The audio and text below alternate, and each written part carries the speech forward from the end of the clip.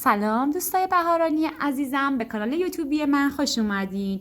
من سعی کردم که امروز انرژی خوانی رابطه کات شده رو برای شما انجام بدم. سعی میکنم ویدیوها حالا زمانش کم باشه، به خاطر همین کارت ها رو چیدم و همچنین قهوه رو ریختم تا این انرژی خوانی رو آغاز کنیم و از ویدیوهای زمان کوتاه شروع میکنیم تا انشاءالله بعدها زمان ویدیوها رو بیشتر کنیم. لطفا برای اینکه با من هم فرکانس بشید، چون من به نیت شما عزیزان این کارت ها رو کشیدم که تو رابطه های کات شده هستیم و برای اینکه میخواین حالا با من هم فرکانس بشین، کانال رو دنبال کنید و با لایک ها و حالا کامنت هایی که برام میذارید برای من انرژی بفرستید تا بتونم ویدیوهای بهتری براتون بگیرم. شما دوستای عزیزی هستید که توی اینستا همیشه منو حمایت کردید. من با حمایت شما دوستای عزیزم این انرژی خوانی ها رو انجام میدم. امیدوارم که انرژی های مثبتی وارد زندگیتون بشه، اتفاقای خیلی خوبی براتون بیفته و همگی شما برسید به اون چی که توی زندگیتون مد نظرتونه. خب ابتدا از قهوه شروع میکنم. میخوام ببینیم که حالا تو قهوهمون چه چیزهایی ما میبینیم. ببینید عزیزای دلم، اینجا من ابتدا دارم یک مار میبینم که میتونه یک دشمن باشه که تقریبا یک وعده است میخواد به رابطه شما ضربه ای بزنه. ببین علیرغم این فرشته‌ای که توی اینجا افتاده که برای شما حالتهای انگار مثلا فرشته نگهبانتونه، داره بهتون کمک میکنه، براتون دعا میکنه، یا مثلا میتونه حتی دعاهایی باشه که خودتون دارید انجام میدید، ولی باز این مار نگاه کنید پشت سر شما هست و انگار به رابطه و حالا زندگی شما یک ضربه زده. ببینید من اینجا یک فردی رو میبینم که انگار ناراحت نشسته و دستاشو باز کرده، انگار حالت تسلیم، ناراحته. میتونه این از شما یا فرد احساسیتون باشه که انقدر شما رو آشفته کرده. تقریبا یک وعده هست میشه که اختلاف هایی بین شما و کیس عاطفیتون افتاده که یا به کات رسیدین یا براتون رابطه سرد شدن میبینن. ببینید اینجا من میبینم که دارید با همدیگه انگار بحثی، مشاجره میکنید و انگار که تو سر هر دو تاتون پر از حرف هایی هستش که هیچ وقت نتونستید به هم بزنید، یا اینکه اختلافاتی که با علیرغم اینکه همدیگه رو دوست دارید ولی این اتفاقها برای شما افتاده. ببینید این مار پشت شما افتاده و انگار که شما حالا مسیر روبروتون بازه، انگار یک سری حالا دشمنی هایی پشت سر شما هست که دارید شما میرید و دارید انگار مثلا پشت سر میذارید. ببینید من یک حیوان میبینم، حالت یک سگ، یک حالت حیوان خونگی. اگه شما دارید انگار محبت کردن به این حیوان که چهارپا هستش، ببینید چقدر کوچولوئه، یا مثلا میتونید توی خیابونی یا جایی با یک حیوانی کمک کردن بهش، انگار برای شما کارماسوزی داره و باعث میشه که این دشمنا رو پشت سر بذارید، این کار رو انجام بدید که محبت به این واقعا براتون خوبه. ببینید یه خانومی رو میبینم، اگر شما خانومی هستین که دارین این ویدیو رو نگاه میکنید، من یه خانومی رو میبینم که زانوی غم بغل گرفته، انگار دیگه در مقابل مشکلات زندگیش زانو زده. خب ولی یه جورایی روشنی هستش، یعنی انگار در درون وجود این زن من میبینم که دیدار ملاقات های دوباره وجود داره، انگار بازگشت معشوقی هست، ولی این خانم خیلی حالا ناراحته، اصلا انگار دیگه حالا خودش سپرده دست تقدیر و از ناراحتی به زمین نشسته و در انگار داره دعا میکنه. ببینید من اینجا یه پنگوئن میبینم، انگار که حالا رابطه‌ای که آروم آروم داره پیش میره. یک پرنده میبینم که میتونه نماد خبرهای خوش برای شما باشه. ببینید در نمای کلی اینجا باز من یک فرد میبینم که ذهن و فکرش خیلی پره، خیلی ناراحت، نگران، انگار که حالا به خاطر اینکه ببینید اینجا این قسمت یک حالت سیاهی، سردی، سنگینی براتون افتاده که شما باید این سنگینی ها رو دفع کنید تا انشاءالله ببینیم که باز کارت ها برای شما چه چیزهایی میبینم در نظر گرفتم.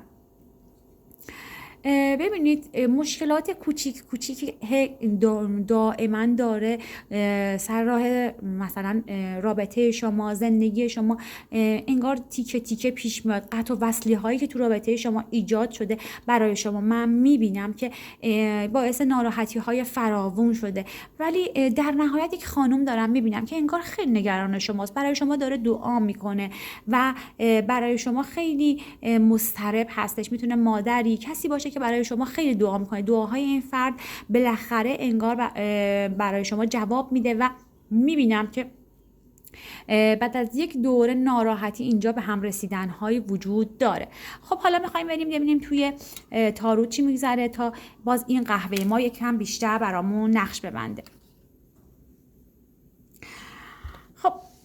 ببینید از رابطه‌ای که گذشته براتون میخوام صحبت کنم. ببینید عزیزای دلم، کیس احساسیتون رو میبینم انگار یک سری افرادی هستن که باهاش مخالفن، یعنی با این رابطه، توی رابطه شما میبینم که حالا یک سری افرادی ببینید شمشیرها رو از رو بستن، ولی یک سری هستن که موافقن.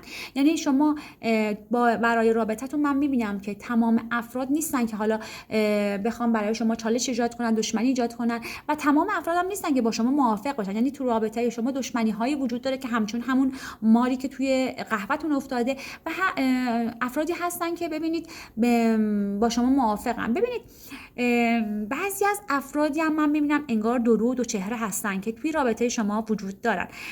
وجود این افراد هم میتونه به رابطه شما ضربه هایی زده باشه. ببینید کیس احساسیتون با تمام احساسش به سمت شما اومده، ولی ببینید یک انرژی انگار مثلا سنگینی، انگار انرژی، ببینید حالتش اینجا یک انرژی سنگینی، یک انرژی حالا دشمنی هم در کنارش وجود داره. این فرد به سمت شما داره میاد، ولی این انرژی منفی میتونه به رابطه شما، با اینکه این فرد انقدر به شما گرایش داره، انقدر به شما علاقه داره، ضربه هایی زده به رابطه شما که حالا شاید این همون نماد همون ماریه که ما دیدیم. ولی ببینید دو تا فرشته من اینجا دارم میبینم که اینها محافظ رابطه شما هستن. درسته دشمنی هایی هست، ولی در کنار این دشمنی ها من مثلا دو تا اینجا دارم فرشته میبینم. ببینید راه برای رسیدن به مقصد شما، برای اون خونه آمال آرزوهای شما یک مقدار سخته. چرا؟ چون این دشمن ها وایسادن. درسته که احساسی شما به شما گرایش داره، درسته که احساسی شما رو دوست داره ولی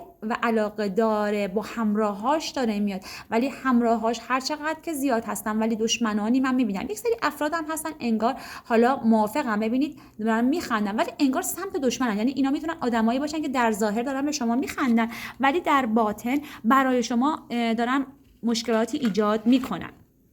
خب عزیزای دلم، ببینید اگه شما خانم رابطه هستین یک سری توقعاتی دارید، انگار توقعاتتون توی رابطه احساسیتون برآورده نشده. شما خانمی هستید که حالا رزق و روزی دار هستید. ستاره‌ای که دست این خانم من دارم میبینم میتونه از طالع بلند این خانم صحبت کنه که میتونید انگار ببینید هر چقدر هم در تخت پادشاهی خودتون نشسته باشید، تو آرامش زندگی خودتون باشید، یعنی مثلا میتونید خودتون حتی تو رفاهی باشید یا تو زندگی خودتون مشکلاتی دارید، ولی این مشکلات باز هم در کنارش خوشی هایی هست، ولی شما انگار با این همه خوشی هایی که دارید، با آرامش که اصلا مثلا ممکنه داشته باشید، نمیبینید این خوشی ها رو، این شادی، این رنگین کمون رنگی رو نمیبینید، این گل های تراتازه که میتونه تو زندگیتون باشه. حتی ببینید یک خرگوش که کنار شما افتاده، از رزق و روزی های زیادی که برای شما هست، ستاره بلندی که شما در طالعتون هست، شما رو میبینم که نشستید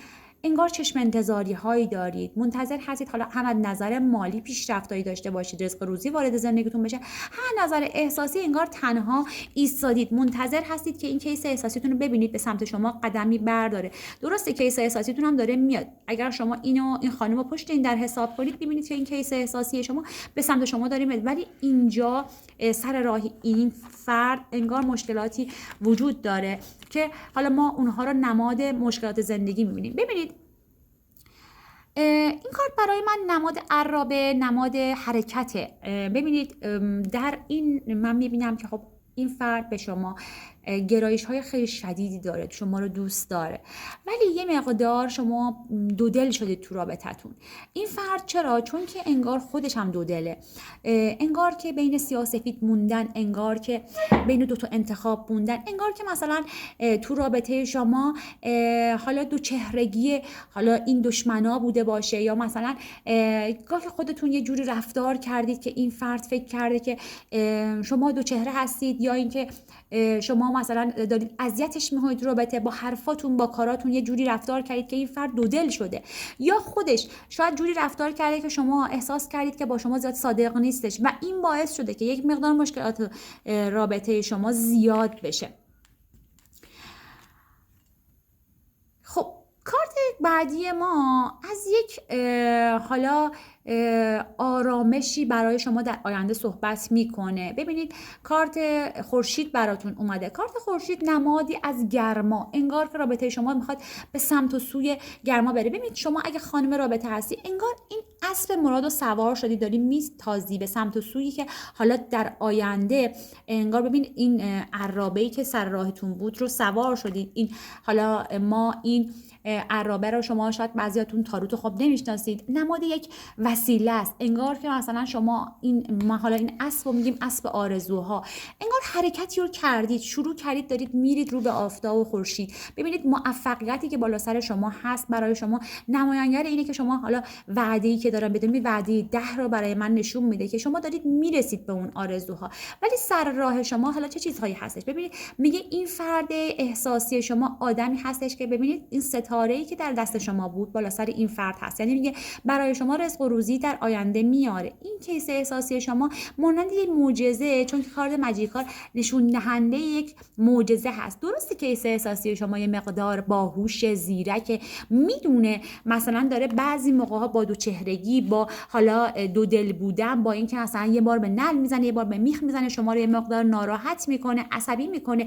اینطوری دارم میبینمش که باعث میشه که حالا شما تو فکر بدید، ولی به شما گرایش داره. میگه ببینید در صورتی که این همه دشمن وجود دارن، موافق وجود دارن، شما خیلی نگران هستید، اما کیس احساسی شما رو ببینید آدمی هستش که زرنگ، باهوشه، بلده چجوری باید رفتار کنه. میگه موفق میشه، به سمت شما قدمی برمیداره. شما 100% اگر تو رابطه کات شده هستید براتون موفقیتی وجود داره، شما دارید به سمت موفقیت میرید. اینجا برای شما من نمادهای خیلی خوب میبینم، آسمانهای روشنی میبینم، رزق و روزی میبینم، احساساتی میبینم. کیس احساسی شما یه مقدار لجبازه، یه مقدار کله شقه، اما به شما علاقه داره و این علاقه داشتنها باعث میشه که در نهایت به سمت شما بیاد. میگه ببین اگه منتظر حالا من با یک دک دیگه دارم بقیه این انرژی خانی رو انجام میدم که میبینم که میگه ببینید اگر این کیس احساسی شما برای شما منتظر خبر و پیامی هستید، به سمت شما با یک هدیه خیلی کوچولو شاید بیاد، کوچیک باشه، زیاد مثلا شاید اونطوری که شما انتظارش رو دارید نباشه، به سمت شما قدم برمیداره، میاد به سمت شما، ولی شما انگار یه جورایی تو فکری یا جوری رفتار کردی که اون میخواد بیاد به سمت شما، ولی ببینید غمگینه، تو خودش فرو رفته، ناامیده، احساس میکنه که اگر بیاد سمت شما شاید شما پسش بزنی. ببینید انگار 3 باری شما هی با هم قرار کردی، یا 3 ساله، 3 وقته، 3 روزه، 3 ماه رابطه داشتید، یا 3 بار حتی با هم قرار کردید، ولی شما نمیدونید که هنوز 2 تا جام پر دیگه پشت سرتون وجود داره. اگر تو رابطه‌ای که کات شده و سرد شده هستید، 100% از این کیس عاطفیتون خبری میشه به سمت شما قدم برمی‌داره، چون شما به شما گرایش داره، همونجوری که شما بهش ایشون گرایش دارید. خبر پیامی ازش میبینم که در نهایت باعث میشه که شما به هم پیوستنی داشته باشید. کارت قشنگ دلاورز از محبت دو طرفه ما صحبت میکنه. میگه ببینید باز من در اینجا میبینم که شاید عشق شما، خب اگر شما خانم رابطه هستید براتون میبینم پشت سرش عشق شما، ببینید میگه دشمنی های زیادی وجود داره. شما شاید تو ذهن خودتون فانتزی هایی چیدید برای خودتون که طبق میلتون پیش نرفته.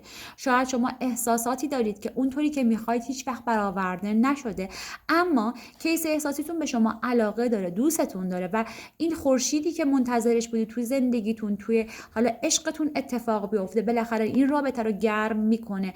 این درختی که کاشتین انگار داره ثمر میده. ببینید هر دوی شما به یک اندازه به هم علاقه دارید. اگر منتظر معاشقه، منتظر ابراز عشق از این طرف مقابلتون هستید، میبینم که تا 6 وعده دیگه اون ابراز علاقه انجام میشه. ولی من هنوز هم دشمنی هایی رو پشت سر آقای رابطه میبینم. این دشمنی ها میتونه کسی باشه که قبلا تو زندگی این آقا بوده. ببینید میخواد به این آقا حالا ضربه هایی بزنه. یک خانومی هستش که انگار احساساتش برآورده نشده. این ببینید از هر طریقی وارد میشه. ببینید این میتونه حتی دعایی باشه، از طریق پرخرج کردنایی باشه، بخواد به شماها صدمه بزنه، براتون دعا سنگینی ایجاد کنه، دشمنی داره باهاتون، باعث این همه سنگینی توی رابطه شما بشه. حالا میریم با دک تاروتمون ببینیم که باز حالا چه چیزهایی داریم میبینیم. ببینید تو رابطه شما چه کنم زیاده. اگر نظر احساسی خیلی پریشون هستید، مخصوصا ببینید الان آقای رابطه خیلی چه کنم داره، پشیمونه، پریشونه از رابطه ای که حالا خرابش کرده. شاید پنهونکاری هایی داشته که ببینید من یک سری پنهونکاری هایی میبینم که باعث شده که شما رو ناراحت کنه، ولی اون به شما علاقه داره. شما رو یه خانم موفق، خانم خوش لباس، خانمی که رزق و روزی داره، خانمی که تو فراوانی و نعمت هست قبول داره.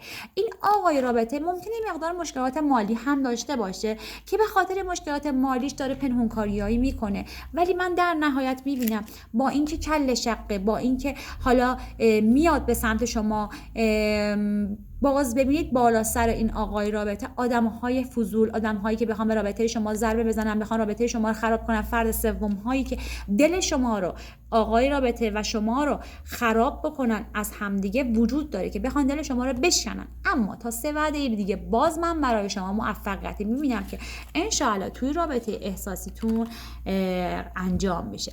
خب عزیزای دلم، سعی میکنم که ویدیو رو اینجا تمومش کنم. انشالله که اتفاقای خوب براتون بیفته. حالا دفعه بعد انشالله سعی میکنیم که تایم ویدیوها رو بیشتر کنیم. انشالله که اتفاقای خوب براتون بیفته. بعد از دیدن این ویدیو سریع بهتون زنگ بزنه، پیام بگیریم و همونجوری که تو رابطه براتون گفتم اتفاقای خوب براتون در انتظارتون باشه. تا ویدیو بعدی همه شما عزیزان دلم رو به خدای بزرگ میسپارم.